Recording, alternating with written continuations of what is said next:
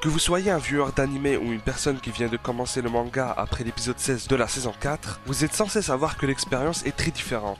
Détails cachés, rajouts ou même suppression de plusieurs scènes, nous allons tout voir ici. Ohayou tout le monde, j'espère que vous allez bien et bienvenue dans cette série des différences entre le manga et l'anime. Il y aura donc 4 vidéos au total qui sortiront pour parler de l'intégralité de la saison finale. Cette première partie va être consacrée aux 4 premiers épisodes, bien évidemment sans aucun spoiler. Je vous invite à vous abonner pour ne rien rater concernant l'attaque des titans.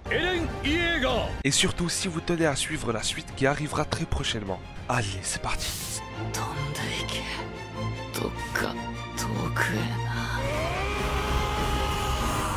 待って敵と同じ飯を食ったアイナお前と同じだよ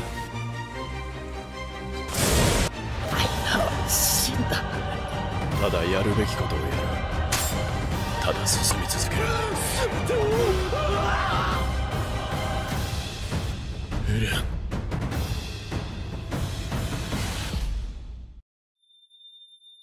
おーいここは危ねえぞ Épisode 1. À l'époque, lorsque le chapitre 91 était sorti, je me rappelle que je fus choqué, comme pas mal d'entre vous, avec cet autre monde qui nous était présenté. Il est vrai que je ne comprenais pas tout ce qu'il se déroulait, mais s'il y avait bien quelque chose qui me fascinait, c'était tous les cadavres par terre, ainsi que la haine envers les Eldiens. Ce chapitre avait donc débuté avec Falco qui regardait un oiseau, et déjà à côté de lui, on avait un demi-corps d'un soldat, chose qu'on nous a point montré dans l'épisode 1. Et des détails comme cela, ça restait important pour ma part, puisque ça montrait véritablement l'horreur de la guerre. Mais bon, heureusement qu'après, il y a eu un rajout du studio Mappa ou d'Isayama lui-même qui nous décrivait le ressenti des victimes et nous illustrait cette cruauté envers elles. Je fendais l'air et les titans tombaient. Oh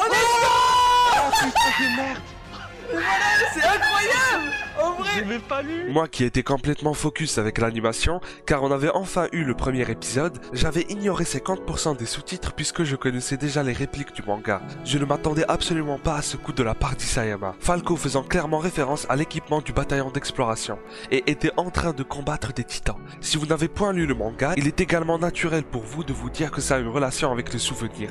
Et on sait que ce sujet est tellement complexe dans l'attaque des titans actuellement, qu'on peut vite se perdre dans les théories. On sait aussi que les personnes ayant un titan primordial peuvent avoir des souvenirs de leurs prédécesseurs. Mais Falcon n'en avait aucun. Ce qui nous fait un peu rappeler à l'épisode 1 de la saison 1, avec Eren qui se réveille après avoir vu sa mère se faire dévorer, les fleurs de l'endroit où Hannes allait mourir, et j'en passe. Je suis très curieux de savoir ce que vous avez pensé des phrases de Falco. Je vous invite à y répondre en commentaire.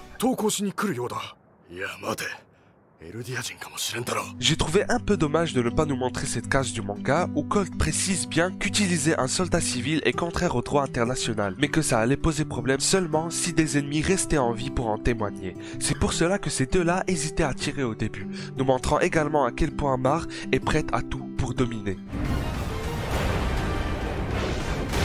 Avant que Reiner se transforme en titan cuirassé, on a eu une très belle ressemblance entre le présent et le passé concernant ce mur tout en bas.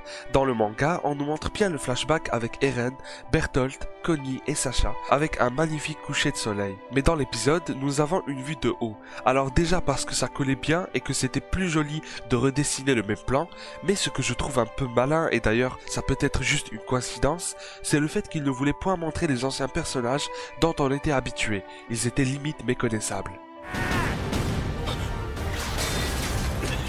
Après la transformation et la destruction du mur, Reiner n'avait point perdu son bras à cause du deuxième train blindé, car en vérité, il n'existait même pas.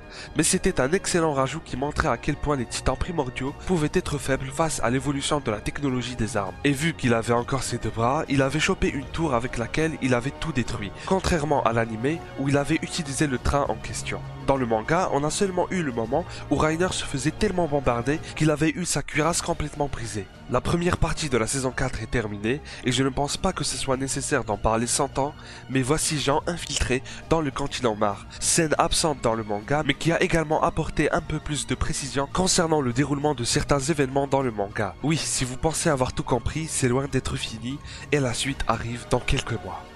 グリシャ・イエーガーの行いに終止符を打つのはかつての息子である私でなくてはなりません。Épisode 2, durant la conversation entre Sig et Cord, pas mal de passages ont été enlevés, que ce soit des répliques ou des extraits très intéressants, à commencer par le fait que beaucoup de scientifiques avaient déjà fait des recherches concernant le pouvoir mystérieux du bestial, mais qu'ils avaient fini par jeter l'éponge. En effet, Sig était le seul qui a pu manifester des capacités comme le cri, avec son titan primordial, contrairement à ses prédécesseurs, et cela s'explique par le fait qu'il est du sang royal. Mais n'oubliez pas, ça reste un secret. Par la suite, quand Sig avait mentionné la raison pour laquelle les 32 navires envoyés à Paradis n'étaient pas revenus, dans le manga, on avait eu une représentation des titans assaillants et colossales, et on avait supposé que c'était juste sa vision à lui de ce nouveau titan, puisqu'Armin ne s'était jamais transformé devant nous ou devant lui. Nous présentons également les possesseurs des 4 titans, Bertholdt pour le colossal, Annie pour le féminin, et Eren pour l'assaillant et l'originel, disant que si les deux alliés étaient morts, leur pouvoir serait transféré chez un nouveau-né Eldien, et qu'ils n'avaient eu aucune information à ce jour. Nous avons également un plan sur l'équipement du bataillon d'exploration, que ce soit le tridimensionnel ou les lances foudroyantes et leurs lames, sans oublier ce magnifique extrait sur les Ackerman en précisant qu'ils étaient des sous-produits de la science titanesque et qu'ils n'étaient point une légende.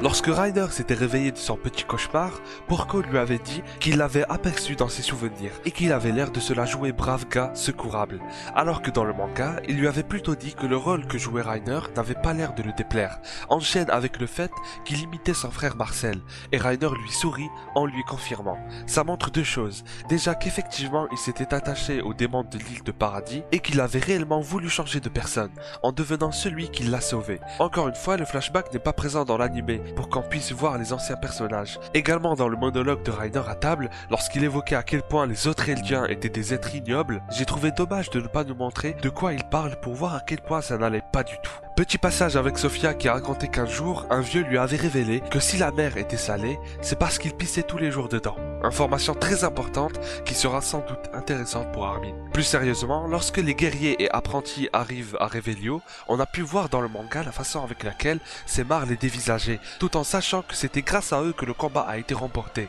chose qui m'a fait rappeler à la saison 3, ou plus précisément dans le chapitre 53, dans ce passage où le bataillon d'exploration est clairement détesté par les citoyens.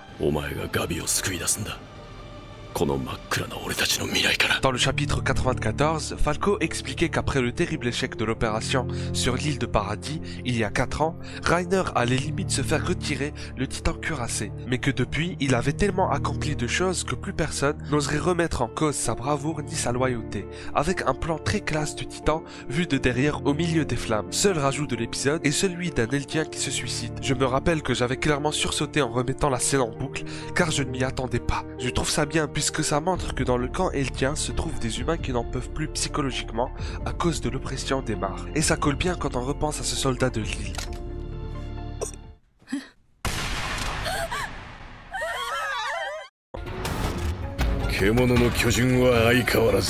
Épisode 3, lorsque Théomagat nous parlait du titan de Sig, il évoque que son sang possédait un pouvoir unique, alors que sur le papier, le mot sang n'est même pas mentionné. C'est drôle puisqu'on pourrait presque croire que Magat est au courant de son secret, mais ça laisse sous-entendre que sa capacité spéciale reste un grand mystère. N'empêche, même si ce n'est pas tout le temps le cas, Mappa a clairement mieux présenté les titans primordiaux que le manga. Juste après, le capitaine nous explique pourquoi les titans Bestial et Charette n'étaient pas partis avec les autres pour retrouver l'originel. Et c'est tout simplement pour que Mar ait quand même de quoi se protéger face aux autres nations en cas d'attaque surprise.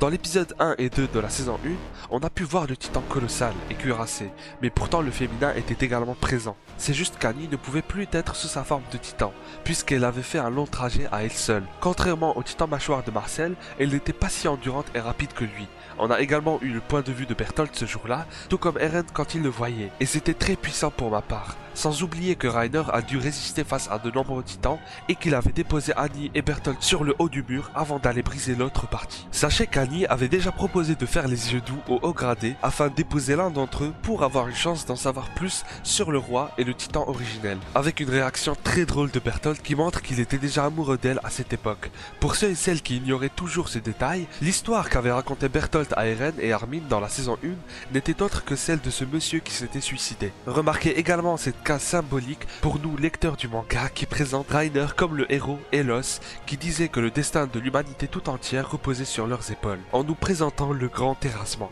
Et avant qu'ils ne partent tous en mission pour de bon, Théomagat les avait informés qu'un bateau accostera sur l'île tous les soirs de pleine lune, et qu'ils devront venir les rejoindre une fois le titan originel récupéré. Ça m'a drôlement fait rappeler à la saison 2, quand le bestial et les autres mares étaient justement venus au moment de la pleine lune.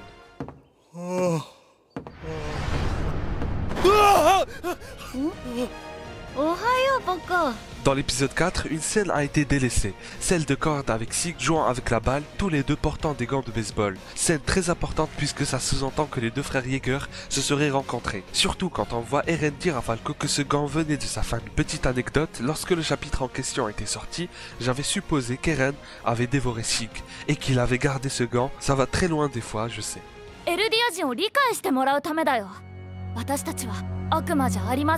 Par la suite, Udo affirme dans l'anime que l'hostilité envers les Eldiens était bien plus forte à l'étranger, alors que dans le manga c'est plutôt la haine que les gens vouent à Mar est bien plus forte que celle qu'ils ont pour les Eldiens, et que le monde entier cherchait à détruire Mar. C'est vrai que ces enfoirés utilisent les titans pour combattre, alors qu'ils étaient victimes de cette méthode auparavant. Ils reproduisent les mêmes crimes en envoyant leurs titans aux autres nations ennemies, et la plus grande preuve de cette haine est dans cette soirée.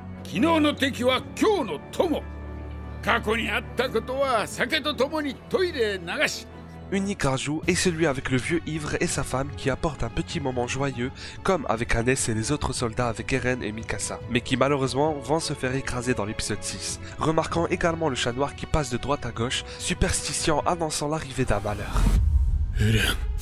C'est la fin de la première partie concernant les 4 premiers épisodes. J'ai quand même voulu parler des changements les plus intéressants et non pas tous les citer pour rien. Je vous invite à vous abonner pour ne rien louper et à me dire en commentaire quel a été votre moment le plus marquant dans ces 4 épisodes. Est-ce que vous avez été déçu de ces différents changements qu'on a pu voir et pourquoi? La prochaine vidéo parlera sans doute d'une certaine théorie. Il y aura donc du spoil. On se retrouve alors en juin pour en discuter tous ensemble. Pour les viewers d'anime ou ceux et celles qui n'ont pas pu lire ces chapitres de la saison finale, on se donne rendez-vous également très bientôt pour la suite de cette vidéo. Je vous lâche l'élan maquis des rois dans la gueule et à la prochaine.